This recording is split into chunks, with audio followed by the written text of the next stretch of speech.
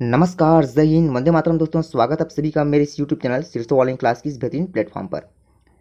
दोस्तों, आज का वीडियो जिसमें हम भारत में कृषि और कृषि आधारित क्रांतियों के बारे में एक बेहतरीन क्लास आप सभी के यहाँ पास देने जा रहे हैं। और अभी तक आपने हमारे यूट्यूब चैनल को सब्सक्राइब नहीं किया है तो एक बार चैनल को सब्सक्राइब जरूर करें, जिससे कि आने वाली वीडियो का आगामी नोटिफिकेशन आपको बिल्कुल टाइम पर मिल सके। तो चलिए यहाँ से हम शुरुआत करते हैं भारत में कृषि क्रांति और प्रमुख उत्पादन के बेसिस को लेकर के। ठीक है ना, एग्रीकल्चर रिवोल्यूशन इन इंडिया। जब भी बात आपसे पूछी जाएगी कि भारत में कृषि, तो इसके बेसिस पे कुछ पॉइंट आपको मैं यहाँ पास बताना चाहूँगा जो काफ़ी डीप में रहेंगे आप सभी के लिए। ठीक है ना, कि हमारा जो भारत है कृषि के क्षेत्र में भारतीय अर्थव्यवस्था के यहाँ पर जो है काफ़ी बुनियादी रीढ़ यहाँ पास मानी गई है। ठीक है ना, जहाँ यदि हम भौगोलिक दृष्टिकोण की यहाँ पास बात करते हैं तो भारत में जो है कुल क्षेत्रफल के हिसाब से यहाँ पास 51% भाग पर यहाँ पास खेती की जाती है। कितने प्रतिशत भाग पर? 51% भाग पर यहाँ पास खेती की जाती है कृषि के दायरे में। वहीं आपसे पूछा जाएगा कि चारागाह में कितने परसेंट भाग, चारागाह जो है कितने परसेंट भाग पर है, तो हम यहाँ पास बताएंगे कि चारागाह यहाँ पर 4% भाग पर यहाँ पर चिन्हांकित किया गया है। 21% भाग पर हमारा जो है वन भूमि है, जबकि 24% भाग पर हमारा बंजर भूमि को यहाँ पास जाना जाता है। क्लियर यहाँ तक? अब यहाँ पर हम जानते हैं भारत में कृषि क्रांति का मतलब क्या होता है, इसका अर्थ क्या होता है। डेफिनेशन ऑफ एग्रीकल्चर रिवोल्यूशन समझिए। यहाँ से कृषि के क्षेत्र में विकास के लिए महत्वपूर्ण परिवर्तन हेतु यहाँ पर जो है हमारे भारत में कई प्रकार के आविष्कार, अनुसंधान, तकनीक एवं प्रौद्योगिकियों को आज भी यहाँ पर चलाया जा रहा है, जिससे कि पैदावार को यहाँ पर अधिक से अधिक बढ़ाया जा सके कृषि के क्षेत्र में। तो इन्हीं सारी प्रोसेस को हम यहाँ पर कृषि क्रांति का मतलब बता सकते हैं। ठीक है ना, तो आपको एक बार इसका स्क्रीनशॉट ले लेना है। चलिए यहाँ से जानते हैं कृषि क्रांति के बेस पे और कुछ यहाँ पास एक्स्ट्रा पॉइंट। भारत की प्रमुख कृषि क्रांति में हरित क्रांति से, ठीक है ना, कृषि क्रांति को यहाँ कृषि क्रांति का यहाँ पास दौर जो है यहाँ पास माना जाता है। देखिए यहाँ से क्वेश्चन बनना आपका स्टार्ट हो सकते हैं कि भारत में सबसे पहले जो है हरित क्रांति मतलब क्रांति की शुरुआत कभी हुई थी, तो हम यहाँ पास 1967 से 66 से 67 वाला टाइम यहाँ पास हम बताएंगे। इसी को जो है हरित क्रांति का समय दौर कहा जाता है। क्लियर यहाँ तक?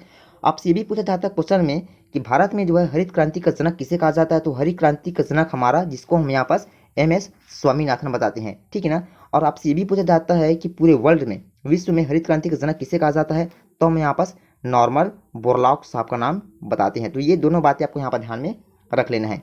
भारत में कृषि क्रांति के अंतर्गत जो है कृषि संबंधित फसलों के उत्पादन के आधार पर यहाँ पर हम निम्नलिखित कैटेगरी को लेकर के चलेंगे। ठीक है ना, फसलों का वर्गीकरण के रूप में।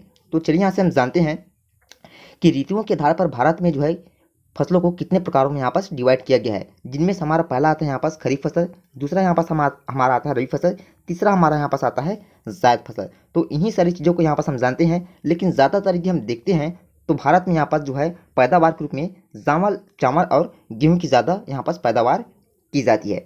ठीक है ना, भारत में फसलों का वर्गीकरण के रूप में मैंने आपको बताया था कि यहाँ पास जो है खरीफ फसल, रबी फसल और जायद फसल को यहाँ पास जाना जाता है वातावरणीय दशाओं के अनुकूल के रूप में।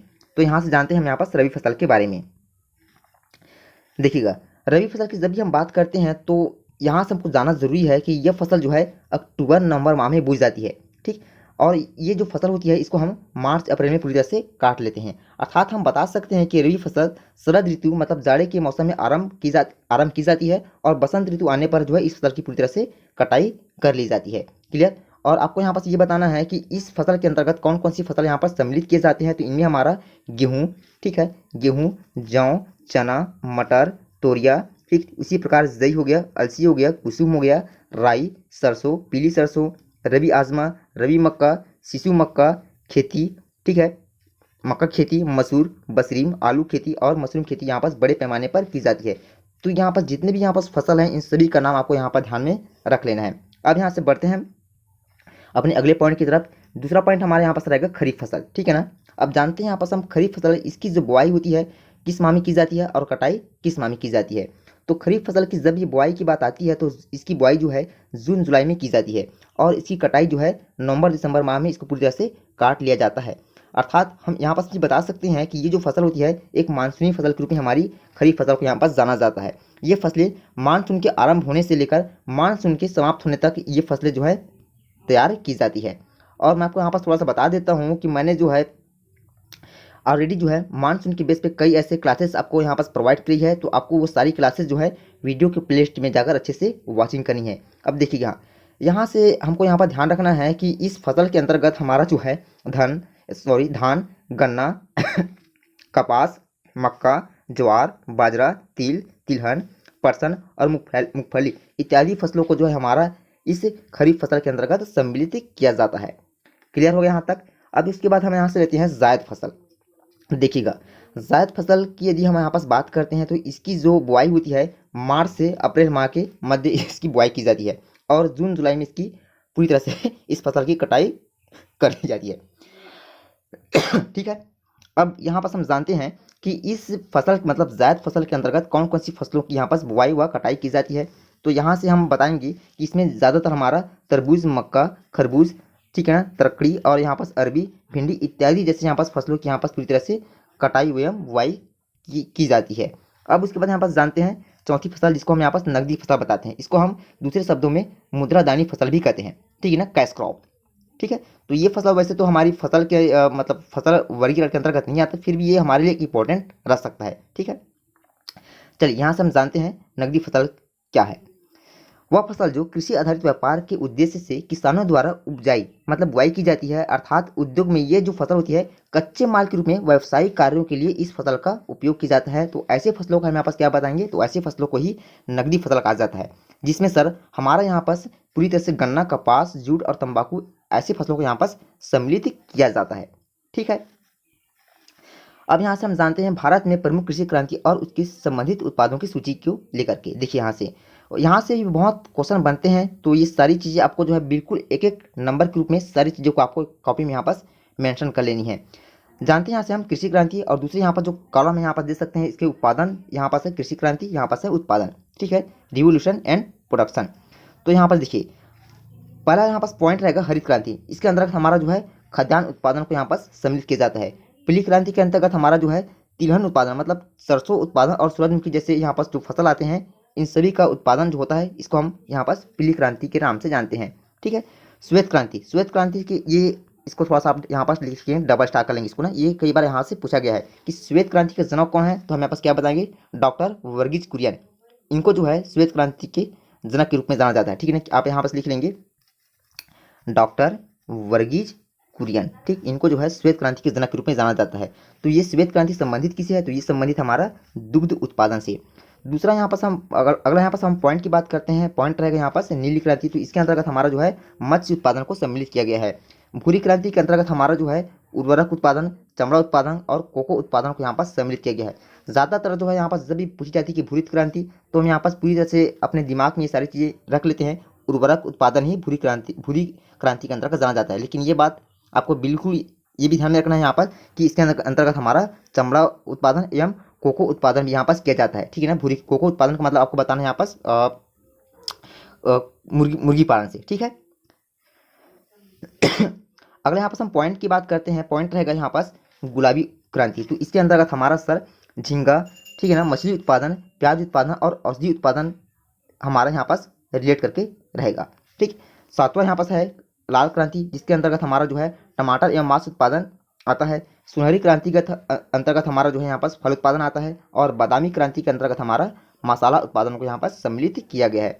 कृष्ण क्रांति की यहाँ पास हम बात करते हैं तो इस क्रांति के अंतर्गत बायोडीजल को यहाँ पास सम्मिलित किया गया है। वही हम रजत क्रांति की बात करते हैं तो इसके अंतर्गत हमारा अंडा उत्पादन एवं कक्कुट उत्पादन को यहाँ पास जाना जाता है। ठीक है। उसके बाद लेते हैं यहाँ से हम काली क्रांति। तो काली क्रांति के अंतर्गत हमारा जो है पेट्रोलियम उत्पादन आता है और अमृत क्रांति के अंतर्गत यहाँ पर जो हमारा नदी जोड़ो परियोजना को यहाँ पास सम्मिलित किया जाता है। स्वर्ण क्रांति के अंतर्गत हमारा फल एवं शहद उत्पादन को सम्मिलित किया जाता है, जबकि गोल्डन फाइबर क्रांति के अंतर्गत हमारा जो है जूट उत्पादन, फ्रूट्स, हनी एवं हॉर्टिकल्चर मतलब शहद उत्पादन को यहाँ पास जाना जाता है। किसके अंतर्गत, गोल्डन फाइबर क्रांति के अंतर्गत। सदाबहार क्रांति के अंतर्गत हमारा जो है कृषि एवं जैव तकनीक को यहाँ पास सम्मिलित किया गया है। वही हम यदि बात करते हैं अगले पॉइंट के रूप में सिल्वर फाइबर क्रांति, तो इसके अंतर्गत हमारा जो है कपास उत्पादन को सम्मिलित किया गया है। इंद्रधनुषी क्रांति के अंतर्गत सभी क्रांतियों पर निगरानी रखने हेतु इस क्रांति को यहाँ पास अस्तित्व में लाया गया था। ठीक है ना, इंद्रधनुषी क्रांति, इसको थोड़ा सा आप लिख लेंगे यहाँ पास कर लेंगे स्टार के साथ में, ताकि आपको ये सारी चीज़ें ध्यान में रहे एक इंपॉर्टेंट पॉइंट के रूप में। अगला यहाँ पास रहेगा धूसर या फिर सिलेंटी क्रांति। तो इसके अंतर्गत हमारा जो है सीमेंट उत्पादन को रखा गया है। सेफ्रॉन क्रांति की बात करते हैं तो इसके अंतर्गत हमारा जो है केसर उत्पादन से संबंधित हमारा सेफ्रॉन क्रांति, इसको भी आप थोड़ा सा यहाँ पास स्टार में रख लेंगे।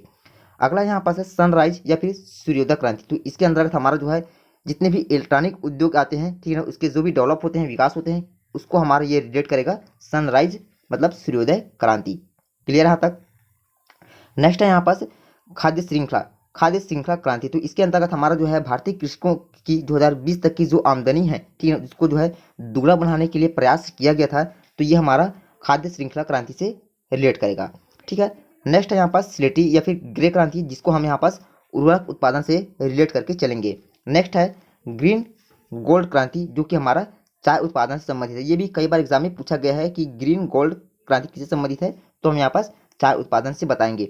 नेक्स्ट यहाँ पास व्हाइट गोल्ड क्रांति, तो ये हमारा है यहाँ पास कपास उत्पादन संबंधी है, जो कि हमारे एक तीसरी क्रांति के रूप में भी ये जानी जाती है। अगला यहाँ पास परामनी क्रांति, जो कि भिंडी उत्पादन से संबंधित है। ठीक, ये भी थोड़ा सा पूछा गया क्वेश्चन है ये यहाँ पास, तो इसको थोड़ा सा आप ध्यान में रख लेंगे। परामनी क्रांति भिंडी उत्पादन से संबंधित है। नेक्स्ट है यहाँ पास है खाकी क्रांति, जो कि चमड़ा उत्पादन से संबंधित है। और हरित सोना क्रांति, जो कि हमारा बांस उत्पादन से संबंधित है। आपको थोड़ा सा यहाँ पास रिलेट कर लेना है कि हरित सोना क्रांति, जो कि आपने देखा है कि बांस का जो कलर होता है पूरी तरह से कैसा होता है, ये ग्रीन होता है। मतलब आपको यहाँ पास रिलेट कर लेना है हरित सोना क्रांति मतलब बांस उत्पादन से।